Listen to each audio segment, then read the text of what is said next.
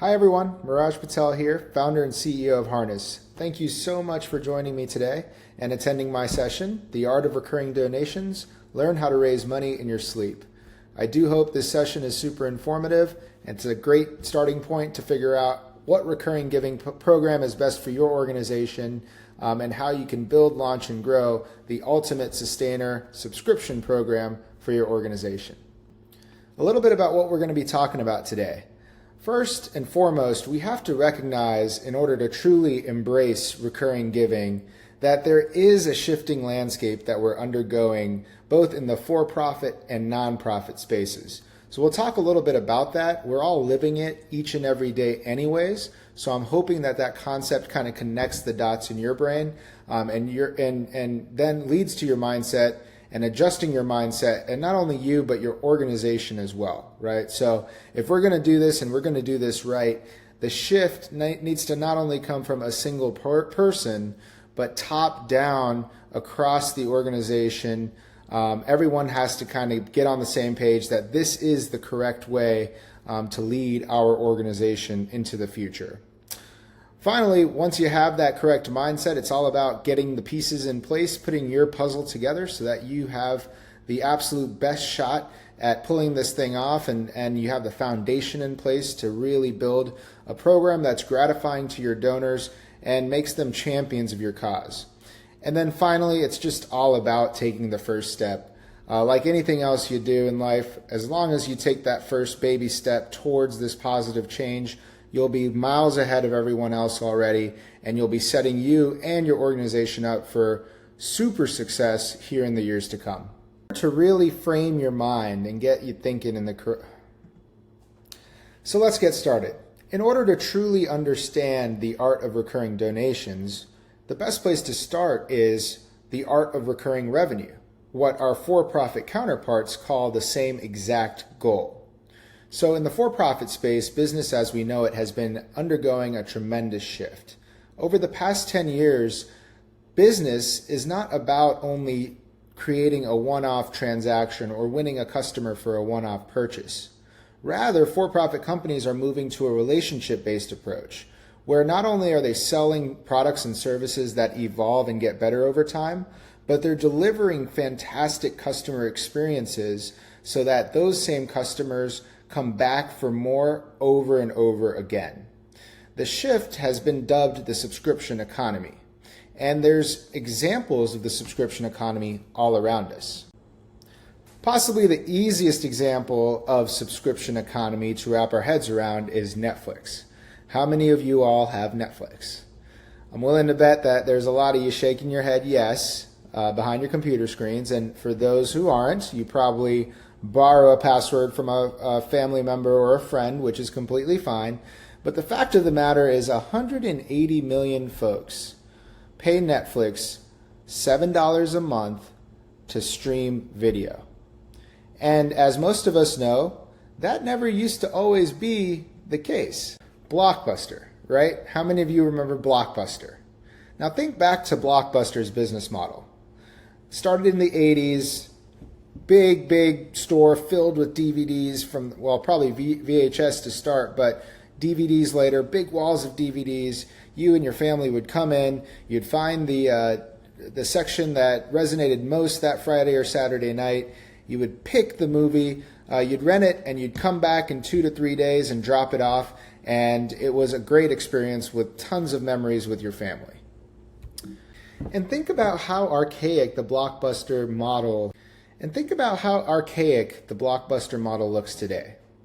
In their boardroom, the CEO comes in and says, listen team, we need to figure out how we're going to rent 50,000 DVDs across the USA today. How do we rent 50,000 DVDs? One person raises their hand, hey, we're going to do the Sunday ad. We'll put a coupon in the Sunday ad and we'll draw people in that way. Another person says, hey, Universal is just releasing another blockbuster, pun intended, another blockbuster film, so we should have our stores packed this weekend anyway. Someone else says, hey, we're going to do a buy one, get one free campaign, right, to draw people into our stores. So they do all of this weekly effort. They figure out how to rent 50,000 DVDs. And then next week, they have to figure out how to rent another 50,000 DVDs. So all those families who may have went to the store last week, who went on vacation this week, we lost those sales. For all of those folks who already watched the blockbuster and wasn't interested in another movie title because of the limited selection, we lost that customer. Because of Blockbuster's inability to forecast how many people will actually come into the stores to rent these DVDs, sometimes you would go in the store and they would be out of stock of the film you wanted to watch. Those were sad times. I remember those as a child myself, right? So think about that. Think about in the Blockbuster room, we're talking about how many DVDs are we going to rent, right? Now think about what they were saying in the Netflix boardroom. First of all, this is Netflix headquarters. They've got this crazy 80-foot movie TV screen thing in their headquarters, so I thought it was a cool picture to show. But think about what Netflix talks about in their boardroom, right? It's not how many DVDs or how many movies we want to rent this week. They talk about how many customers they have and how many more customers they can win this week, right? Hey, last week we were at 50,000 customers. Great job, team. Let's figure out how to get to 100,000 customers this week. And let's do it by showing those 50,000 first customers such a great experience that they go tell their family and friends. So next week, all of those folks will sign up and we'll be at 100,000. We can figure out how to get to 250,000. You see the difference there? We're not talking about a transactional, hey, how do we win a donation, a DVD? We're talking about how do we win a donor, a customer, and then give them such a great experience that they'll continue coming back for more and supporting our mission over and over again. This is the basis of the subscription economy and what we at Harness at least have dubbed subscription philanthropy. And it's really important to note that the subscription space hasn't really just shifted in one category, right? Netflix is the easy one, but subscriptions are all around us. It's the way we watch TV, it's the way we listen to music, it's the way we shop, it's the way we groom ourselves. Every for-profit business model has shifted into a subscription because of its ability to create recurring revenue and compounding growth for these firms. They're not worried about getting the same customers week in and week out. They're trying to figure out how to continuously grow the customer base they have. And once again, this is the basic principle. How can we spend our time nurturing our donors because they're giving to us already rather than shaking them down because we have to replace them every single month or every single quarter or every single year, right? So here's, to wrap it all up, we call these customers of the for-profit businesses consumers.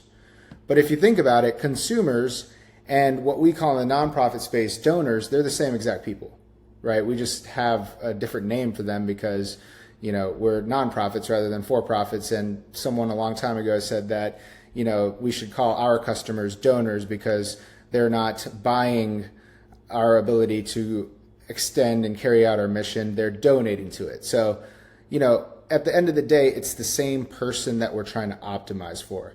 And those folks, our donors, consumers in the for-profit space, want to feel this experience. They want to feel like they're invested in your mission. They want to feel like they are actually helping to move the needle.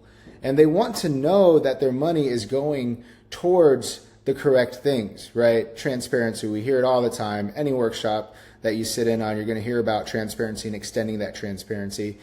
But it's really about delivering these things in a very tailored fashion. So it almost feels like you are extending and creating an experience for these consumers, these donors, that allows them to really take a peek inside of your nonprofit and feel fulfilled, feel gratified about them being a customer of your mission. So pardon if I'm continuing to go between customers and donors and mission and product. The whole point that I'm trying to make is it's one and the same. And you know what? I'll actually prove it to you here, right? So any one of us could probably agree that this is more or less what a standard business plan looks like, right? You've got all these different facets: email advertising, direct advertising, digital advertising, customer service, brand ambassadors, conferences. All these things have been put into place so that the business can drive revenue. But let's look at what your standard annual giving plan looks like. It's pretty familiar. Instead of calling it email advertising, because apparently advertising is a taboo word in our industry, we call it email marketing. And we call it direct mail, and we call it digital marketing. And instead of customer service, we're calling it stewardship. Instead of conferences, we have events. And instead of brand ambassadors, we have volunteers. All of these things drive what we call donations rather than revenue. Right? It's the same thing. And so when you look at it, the only difference is what your balance sheet says at the end of the year versus what a for-profit company's balance sheet says at the end of the year. And so what we need to do is we need to take the best themes from the for-profit space and apply them to our organizations. Because guess what? No for-profit company, no for-profit product can compete with the product that is your mission. You have the coolest product in the world because you serve what no money can buy: gratification, self-actualization, helping donors feel that they're moving the needle, unleashing altruism. These are the types of phrases we need to be thinking about when we talk about creating a subscription or a recurring giving program for our organization. And it all starts in mindset, right? So this is part 2. First part, to sum it up, we're talking about the shift between transactional and relationship-based business. Whether that's for-profit or non-profit business, everything is undergoing change. So if I've convinced you that this change is occurring and you felt this change in your day-to-day life, then the next thing that I need to get you to is adjusting your mindset around the right KPIs, around the right key performance indicators that will allow you to run your organization in a fashion that creates this efficient, relationship-based, recurring revenue. And so here we go. What are the 3 main KPIs? Once again, I could go into this, and what I want to do today is kind of give you that high level 1, 2, 3. These are the basics. But these are all business principles. So please, every time you see something or a concept that I'm kind of just going through today, go ahead and type that in. Just read about it, because from a business standpoint, you apply that same concept to your organization and you're going to achieve similar results, if not better results. So let's get into it. The first one is recurring revenue, right? We've heard the term, but do we really understand why it's so much better? Do we know how to recognize the opportunities as to why we should be pushing for this recurring style rather than that single one-time style that we've so long operated under? Second is the donor lifetime value. Are we truly treating our donors as customers and measuring the amount of value that they bring our organization?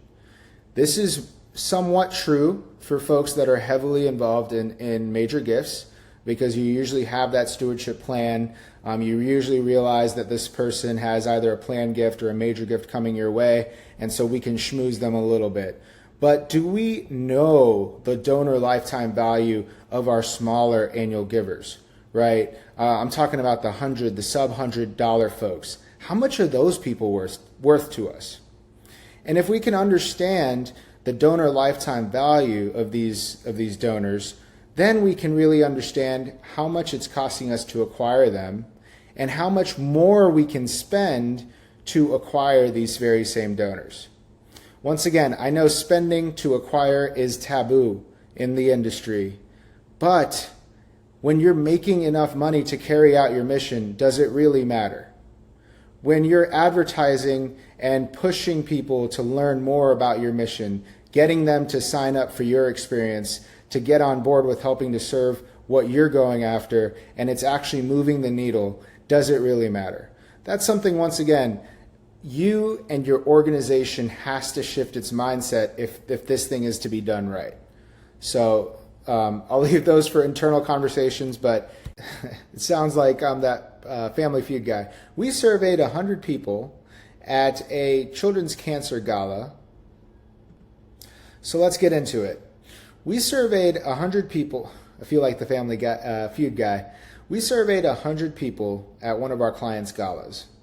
And what we did was we said, hey, for $100, you can get 5 raffle tickets. And we had assorted prizes, whatever, the same song and dance. You all have seen it before, right? So how many of that 100 people gave us $100 for 5 raffle tickets? 18. All right, 18 people. We asked another 100 people, how much, or for the same 5 raffle tickets, would you give $20 a month for the next year? 47 people said yes. Nearly 2.5, a little bit over 2.5 actually, times as many people said that they would give $20 a month for the next year for the same 5 raffle tickets as the 100 prior said for the $100 one time, right? So point number 1, it's many times an easier ask to go a little lower as well. It's not as much money today, but guess what? It will be tomorrow, right? So let's look at how this thing compounds year over year. For a $100 one-time gift, and just to make the math easy, right? Yeah, you have $100. No shit, Miraj.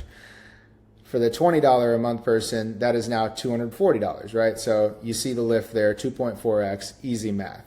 But where this starts getting really interesting is what happens in subsequent years, right? And this is what we're talking about when we say donor lifetime value. Because it's not about getting that one donor to give that $100.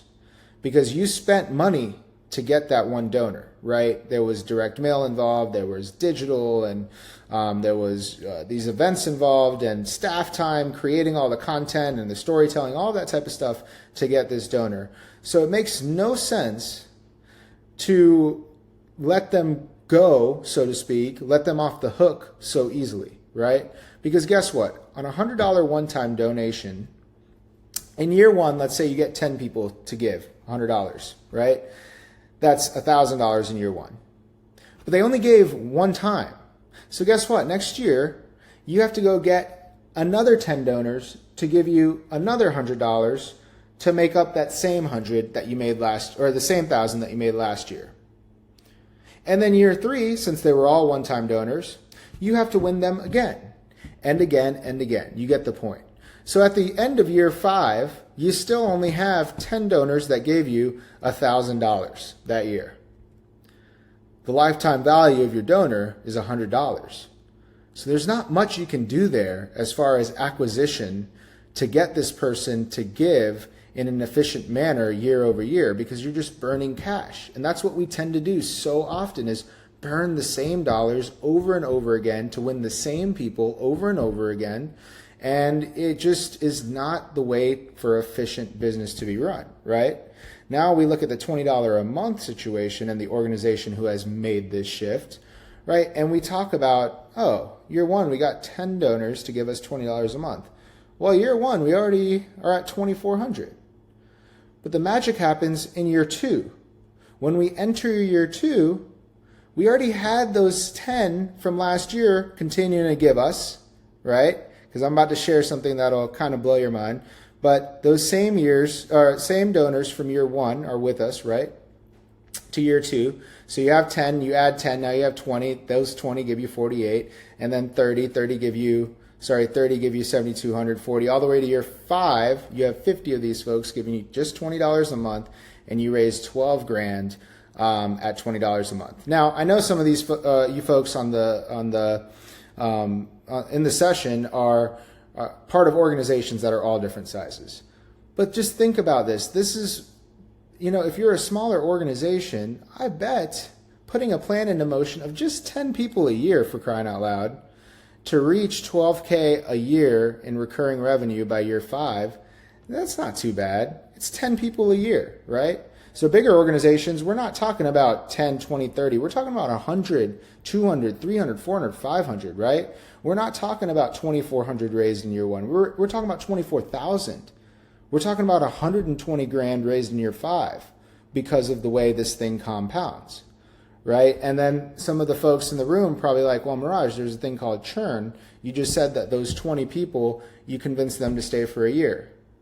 Well, guess what data we're seeing? More than 80% of those donors stayed on throughout year 2, right? More than 80% of the people, when we got them onto a $20 a month plan, stuck with it, blew right past month 12, because guess what? It's a recurring payment just like any other one of their subscriptions. And like I said earlier, you have the best product in the world, because it's easy to cancel one extra streaming service. It is not easy to cancel helping homeless in your community, helping young kids through illness, helping build homes in underprivileged communities. So this is how it compounds, and you really start to do the math, and you're like, wow, our donor lifetime value is actually $1,200. It's 12x larger than our one-time folks, right? And what really this boils down to now, and what LTV boils down to, is you can create efficient acquisition. If I know that a donor is going to return $1,200 over the course of its life supporting my mission, wow, what happens if I spend, $50, $100, $200 to get this donor, to get them as a recurring giver, right? These are the things that start formulating. And why is it so broad, 50 to 200? I can't tell you the ratio. It's different for every organization. It's different for every, just like it is for every company. What you have to do is you have to figure out what is that, good range for the donors that A, you're trying to target, and then B, the program that you're offering. And we'll go into the latter a little bit now. All right, so we've discussed at this point this shift that's going on across the for-profit space. Hopefully you found it intriguing enough. If you're still at this portion of the presentation, you're still here, then I'm hoping that you've felt the shift yourself and you're intrigued enough to learn a little bit more about how you can take some of these themes and apply them towards your organization. Then we kind of spoke about this mindset shift, a mindset shift not just for you, but also for your leadership, if you are leadership, for your board. The great thing is the board probably is going to be receptive to this, because it's probably something they're speaking about internally in their own careers, every single day. And so we've kind of crossed off those two things. The intrigue is there. This thing is actually happening. How can we get our mind wrapped around the key concepts here? And now we're into the building your program portion. We're actually going to go through some of this at a very high level, right? We only have time for high level today, but please be aware that we are going to be able to continue the conversation on the Facebook group that everyone's a part of, and then obviously, even beyond that, if there's some interest. So here we go. Building your program, the breakdown. The first thing we're going to do is create the screenplay. Tell the story of our organization. Next, we're actually going to design what this thing looks like for your donors, for your customers, for your subscribers. And then the final thing is, how do you actually hit go? How can we just start making the ask and get this thing rolling right away, right? All right, creating your screenplay, right? So I know you've heard it time after time after time. Storytelling about your mission. Every seminar, every workshop, every conference has a workshop about storytelling. But I have to drive this point home because it's the most important part. Any big brand, any brand whatsoever that's successful tells an amazing story, right? You look at Coca-Cola. They get you to drink high fructose corn syrup, guzzle bottles and cans of sugar, all in the name of it's bringing the world to become a happier, closer place, right? You've seen the commercials. Or you're watching the Super Bowl and Budweiser, tells a story about a horse and a dog, and then the next day, millions of Americans flock to buy their, poison in a bottle, right? So if Coke and Budweiser can tell a story to move their customers and move them to take action, then why can't you, who we've already agreed earlier, have the best product in the world, move your target audience, your customers, your donors, towards your mission, to take a stance with your mission?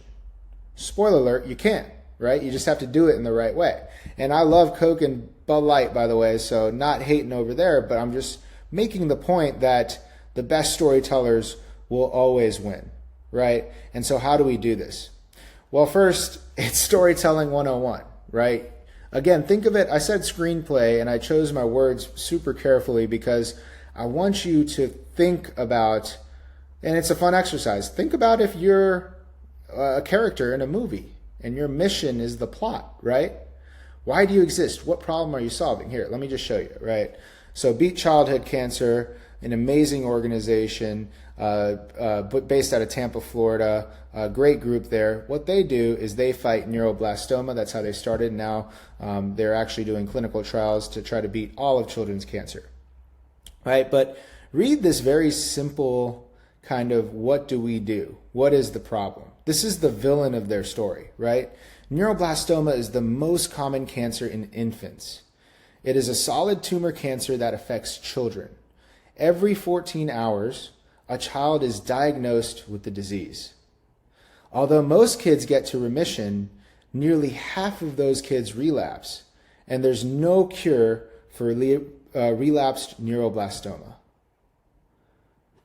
I'm sitting there thinking, well, shit, I hate neuroblastoma. That's like the worst supervillain I've ever heard of in my life, right? This thing infects little kids and kills half of them. Like, this is terrible. Like, I'm already, my blood is boiling, my hairs on the back of my neck are standing up, and I'm trying to figure out how can I help these kids right from this opening statement. So the first thing you need to do is, instead of just always talking about how the hero can help, we'll get to who the hero is, it's the donor, spoiler alert, right? How the hero can help, introduce the villain. You're fighting some super interesting and cause-worthy missions out there, and those should be what fuel your supporters to your cause, right? So first thing is, why do you exist? What problem are you solving? Next thing, how are you solving this problem, right?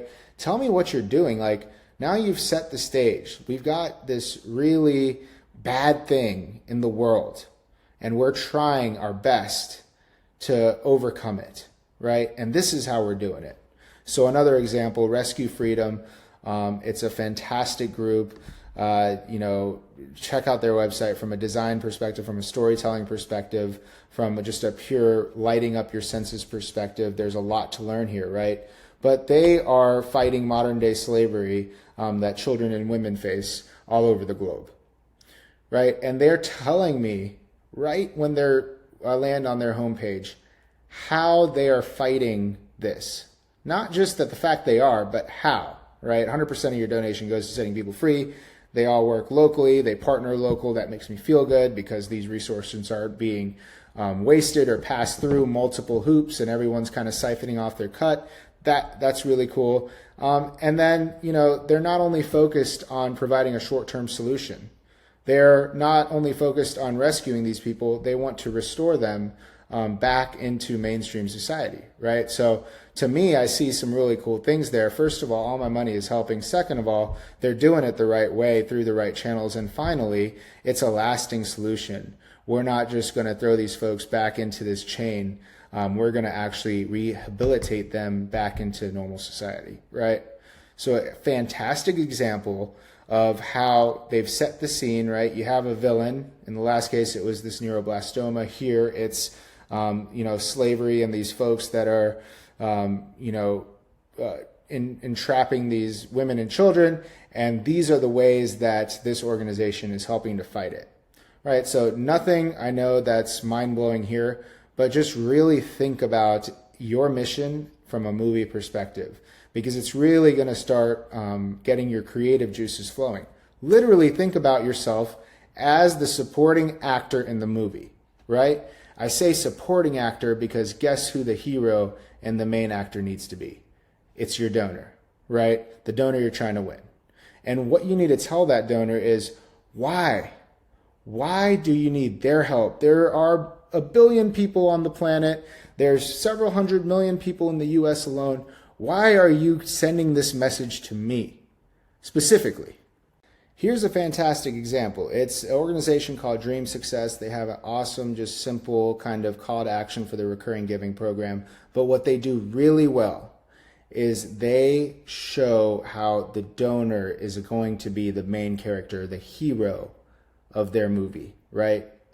Think about any kind of superhero movie. You are the chosen one. There's a billion people across the planet. There's over 300 million people in the US. Why are you picking me? Well, right here, great example, Dream Success. You are the one. You are the dreamer that's wanting to change everything for bright children across the globe, right? You can see how they've introduced a villain. They've set the plot. They've told you how you can help fight this villain, and now they've extended their hand and asked you to take the front seat as the hero in this mission, right? Now it's just the donor's choice. Do you accept this mission or not, right? Sorry. So the final thing is there are many ways to give, right? So what we need to do is educate our donors on why their recurring gift is a better option and a better result for the organization than is a one-time gift. And I think the best thing to do here is really talk about economies of scale, right? This is what separates most small and medium-sized organizations from the larger scale organizations. One of the greatest things about recurring revenue is because of its power to predict future revenue. If you can predict future revenue accurately, that means you can do things today, you can spend money today to be more efficient, knowing that you will have those resources in the future, right?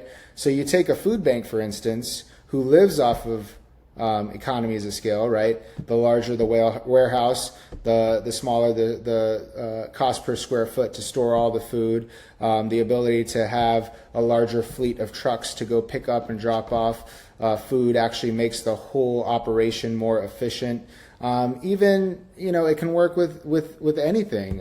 Just a basic 10-pound bag of rice versus, a 1,000-pound truck of rice coming in.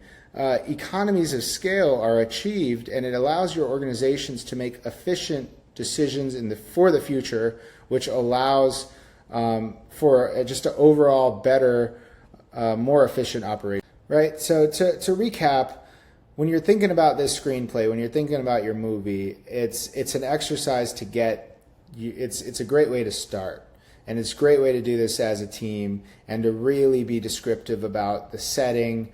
Have fun with it. Where are you guys? Where does this adversity? Where is this villain coming from? How is your team, a supporting actor in helping to combat this villain and laying the land and in getting the tools and the best practices in order to slay this villain? Well, how is that being set up? Finally, how does the hero come in and help you just completely destroy this adversity? And then finally, how do you do it? How do you tell this story so that it's convincing enough where the hero actually says, yes, I want to do this and I want to be part of this fight, and I understand it's a long fight, and so I'm here to see this thing through, right? That's how you get the ultimate win. The recurring donor is wanting to see this thing through. So think about your story from a cinematic, dramatic standpoint, and it's going to help you really come up with some cool things as you put the rest of your program together. And a quick pro tip before we move along. A lot of folks, for whatever reason, are super excited, and the first thing they want to do is come up with the name of their program. I've read a bunch of content, how to start a recurring giving program, monthly giving program, and it's always, pick a name for your movement, pick a name for your group. But I strongly suggest you let that name come after this brainstorming and this screenplay storytelling exercise, because what you're going to see is how you tell your story. It's going to naturally come up with those verbs. And once again, you may already have it, but the name of your campaign just needs to resonate. It can be simple, right? Charity Waters, the spring. It's so simple and it's so meaningful all at the same time. You are the spring, you are the water that you're trying to provide to all of these third world countries and the underdeveloped areas, right? You've got Pencils of Promise, the passport program, right? Once again, how are you going to be able to send education to kids, in third world countries, once again, underprivileged areas? So it's actually not the most important thing to come up with the name first. Let that name come to you. You're going to land on it, and it should just encapsulate the spirit of your organization, right? Name your movie. It's as simple as that. Cool. Now is the fun part, right? The screenplay part is fun, but some of you may have already done this exercise or already have kind of your content and your story written. So now is the time to really design the experience. This is where you can roll your sleeves up and use some of your creative energy that you just got from the screenplay exercise and actually push it through in developing the program, right? So here's the hit list in designing the experience. First, you want to think about all of the magic moments that you can potentially provide your donors as they go through this journey and are along this ride with you over these next several months, right? If we have an 80% retention rate, that means each donor that gives will be there for about 5 years, right? So 60 months of experiences that you're trying to build for these folks. Take it small. How about we just start with the first 12, right? The first 3, the first 6, whatever it may be. Take the first step. So we'll create a series of magic moments, price the program, and then set your goal. The magic moments, this is, what sets you apart. This is the experience that your donor gets when they decide to come fight this mission with you, right? And this is kind of what will keep them coming back. And once again, we've agreed now, this will be the 3rd time, that your product, your mission is the best mission in the world. You are selling what money can't buy. You're selling altruism. You're selling gratification. You're selling, the ability to make your donors feel like they're a part of true change. And the way you get that across to them is through these magic moments. Gratify, as a rule of thumb, at every moment possible. It's not hard to do, and it actually returns loads and loads and loads of not only, obviously your donors' money, but also word of mouth and getting other folks into your ecosystem. Now, what do these magic moments look like? So let's talk about when your donor first signs up to be a part of your program. What are the first few things that are going to happen that makes them feel like this was the right decision? Well, let me tell you about one that's absolutely free and arguably the most impactful thing you could possibly do when a new donor signs up for your recurring giving program. Ask your ED, your DD, your marketing director, even a board member to come up with a 10-second video, right? This is literally pull out your cell phone, stand in the corner, no production, and take 10-second raw from the heart video thanking this person for just trusting you and joining aboard your mission, right? This is, like I said, arguably the best starting point that you could possibly offer because A, it's absolutely free, right? If your executive director or development director, whoever's in charge of this is being overwhelmed by creating these 10-second videos, it's actually a good problem to have, right? But for the donor, what you're doing is you're automatically and immediately setting yourself apart from any other donation experience that they've ever had. And guess what? Sometime down the line when they may or may not think about removing their card or stopping their subscription or churning as a donor, they're going to remember this. And it is such a powerful thing to call them out by name and to create that link that it will pay dividends down the road. So think about a magic moment right when a donor starts on board with you guys and starts with your new program. The video is great. The other good thing that I see a lot is a shout out on social media. So from your nonprofit account, actually shout that person out. They'll reshare it, makes them feel good. They're getting social capital as well from their networks. Wow, I am the hero of this story. You should join us. There's a lot of good stuff that happens from, immediately getting this relationship off on the right foot. The next thing, and this goes along with, my last comment about social media, is as soon as a new donor signs up, have something that, makes this program feel different. This program should have its own little swag, its own little branding, right? It shouldn't feel like, oh yeah, I'm just part of the regular organization. Make this thing feel special, right? So what we have a lot of clients do and a lot of partners do is they'll actually create some sort of nice badge or graphic that automatically sends to every new donor that signs up for their program. And it encourages them through email or whatever to post this type of badge. Hey, I'm a new animal foster parent. I actually save, furry lives, right? This is a cool thing that anybody that's new and excited and who just, think about it, they just put their credit card down to support you monthly, they're pumped. Don't get it wrong, they're pumped, right? This is a really cool thing to deliver them. So now they can go and post this image on Facebook, on Instagram, on Twitter, and actually tell the world that they are this great person. Once again, if altruism is what we're delivering, let folks feel good about it, right? You want to encourage that because that's what gets people that chip on the shoulder of, yeah, I'm a good person and actually I align myself with this cause and I'm damn proud about it. So I'm going to shout it from the rooftop.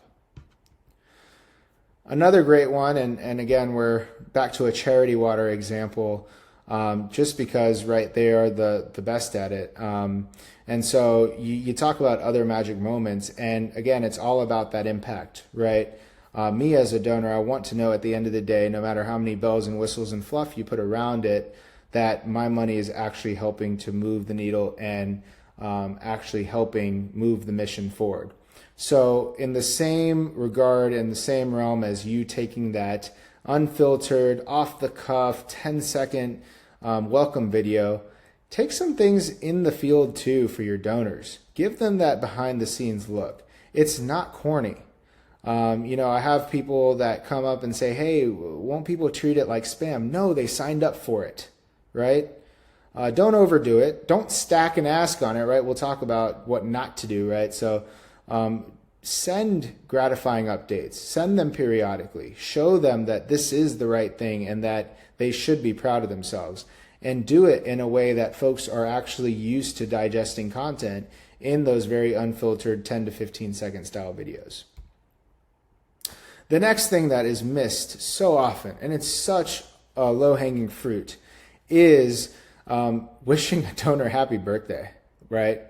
This is by far, right, one of the best hacks that we were able to discover, because guess what? If you think about it, how many people actually take their time to reach out to you to wish you happy birthday, right? If it's not on Facebook or social media, how many people are actually calling you or texting you directly besides mom, dad, brother, sister, kids, right, to wish you happy birthday? So this is a fantastic way as an organization to cut through the noise on a donor and a supporter's special day, right, and be there. And again, it's not about anything other than strengthening that relationship just a little bit more. These things add up, and in consumer behavior, you really start to learn about enough of these small check marks subconsciously, subliminally begin to add up, and extreme senses of loyalty are formed because, once again, who wished me happy birthday? Mom, daughter, sister, the Ronald McDonald House, right? Or the Humane Society, right? So think of that. It's an easy hack. It's something that, hopefully with the right provider, you're able to add to some of your checkout forms and things like that so that you can start scraping that data and actually acting upon it. The next thing is, and this goes back to our earlier discussion and setting your mindset, the power of creating efficient acquisition based on donor lifetime value is being able to make decisions like this. Now, in every event that you currently run, most of you, right, you go and you get people to pay to be part of that one event, right? So how many of you have sold foursomes at your golf tournament, right? You got to go to every corporate partner, you got to advertise it on social media, get people, teams of 4 to pay $250 a head or $100 a head, whatever it is. And you do that, and it's rinse, wash, repeat, whether it's fishing or bowling or your big end of the year gala. Now, we know that over 5 years, a $20 recurring giver has a lifetime value of $1,200, right?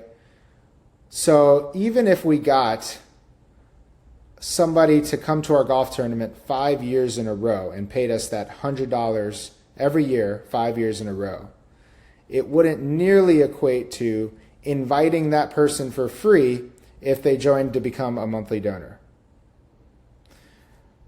I'm going to let that kind of sink in, right? Because I know it's a little bit difficult to wrap your head around the fact that you can actually do some cool things when you know how much these donors will be worth to you.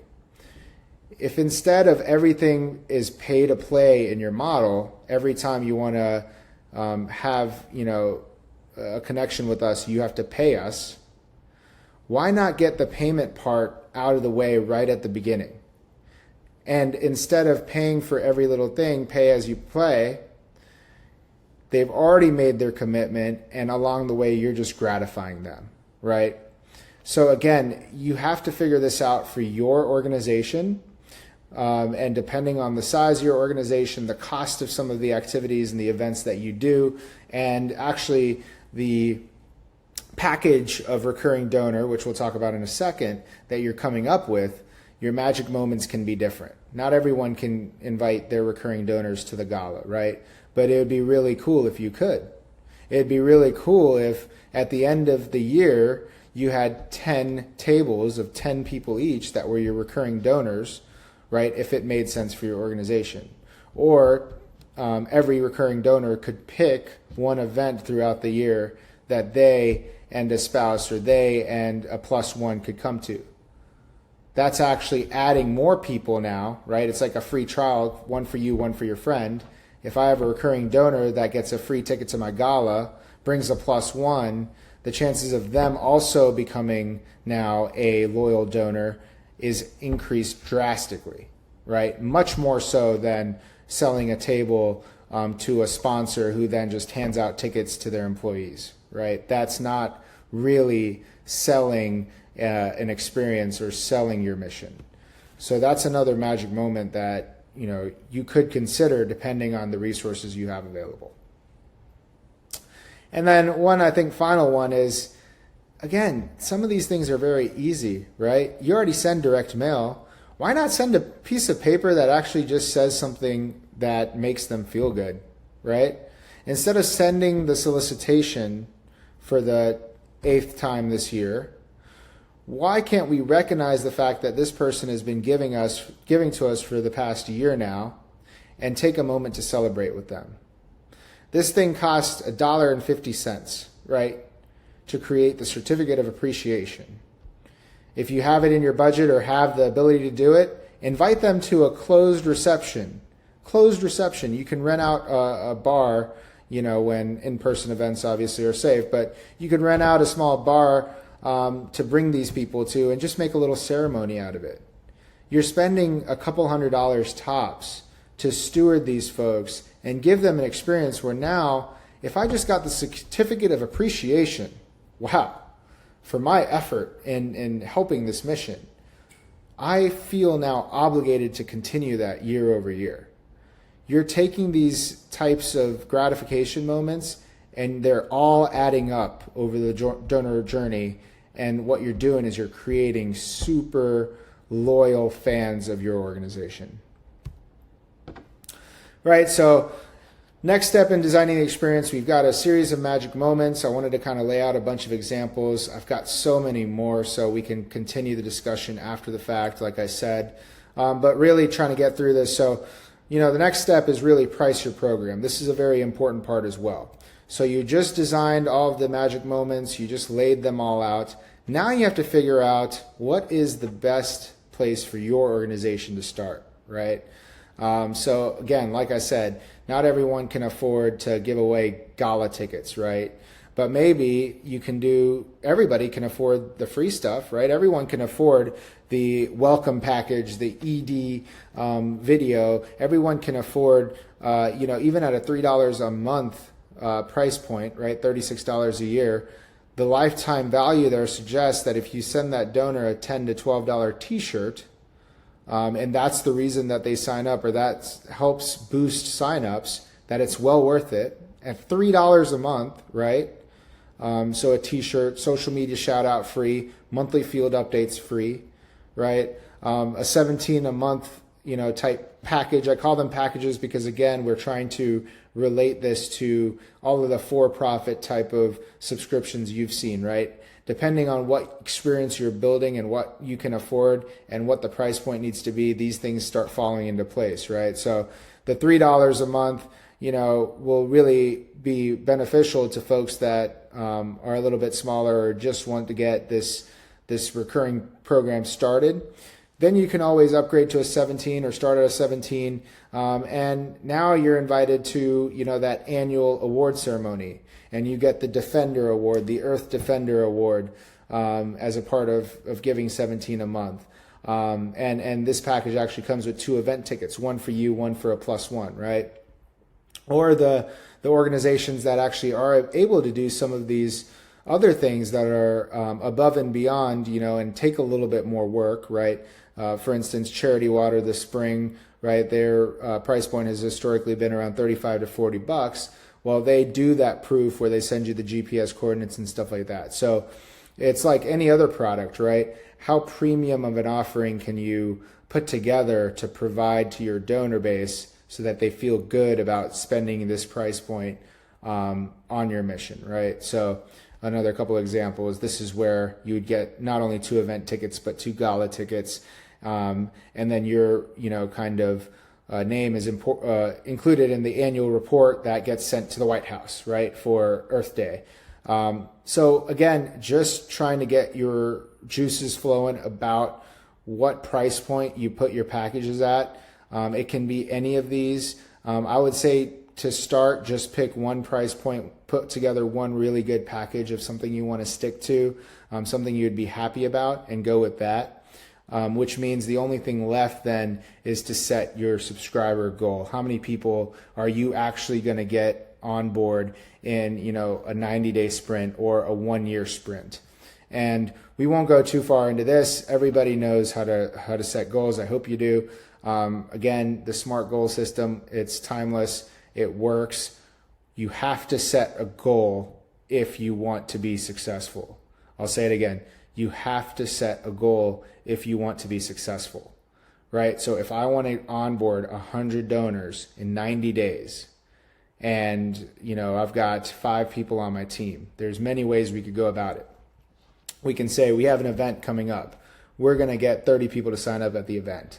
That's 70 left among 5 people. That means each person now is responsible for 14 more, right? Oh, we're going to get another 20 at, through digital channels or through this raffle giveaway, right? You need to get a goal in mind so that you can break that goal down into manageable chunks, whether that's each person is responsible for a specific number of new subscribers, or you're just dedicating them to different channels, right? We're going to get 30 from an event, 20 from social media, 15 from our email campaign, and we're not going to stop until we reach our goal. That is going to set your organization up for so much success as you guys build this program year 1, year 2, year 3, and beyond. Remember, 100 donors in year 1, giving $20 a month, plus 100 donors in year 2, giving $20 a month, all the way through year 5, you already have $120,000 in money coming into year 6. That's huge. That is game changing, I'm sure, for many of your organizations.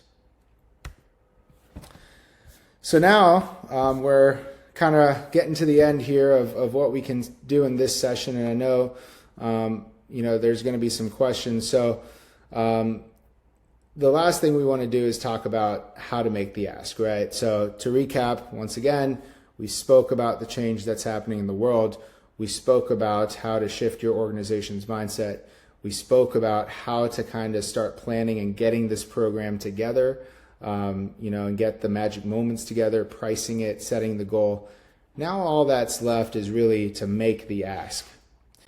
So how do we make the ask? Well, the first thing we at Harness recommend is to create what we call the magic line, right? It's a 1 to 2 sentence type explainer as to why a donor should give monthly or recurring over just a one-time gift or over one of the other ways to give. And it's actually very simple. So right now, think of a gala, think of any email appeal, think of any digital appeal, right? What you're doing is you're just asking folks to, give so that we can help fight children's illness, right? A very blanket statement. It's like, well, shoot, how much does children's illness take to fight these days? This is what I'm thinking as a donor, right? Like, is $10 enough? Is $50 enough? Should I even give? Because I don't want them to laugh at me if it costs 100, but I only gave 50, right? So instead of give to help sick kids, it's give me a pointed magic line, right? Give me something that I can act on, an actionable request. Miraj, we would like you, better yet, Miraj, we challenge you to help one sick kid a month. For $20 a month, you can help one sick kid each and every month. We actually have 100 people just like you doing this. And so as an organization, we're helping 100 kids a month thanks to folks just like you, right? A little bit more than 1 to 2 lines, but you get the gist. I'm not asking for a general amount. That's over and done with, right? Netflix does not give you the option of just renting a one-off DVD. They give you and they direct you to the package they want you to select.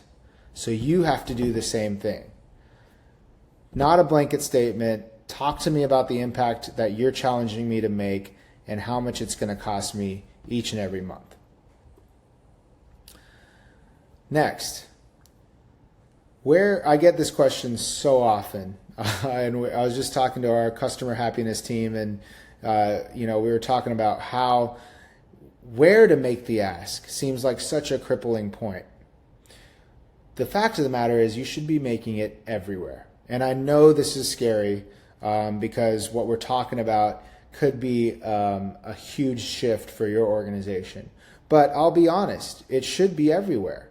Let's just go back to that last example I just gave. Netflix doesn't give you the option or doesn't sell you a different package on every channel, right? So if I'm on Facebook, they're not going to say, hey, Miraj, Netflix allows you to rent one-off, movies.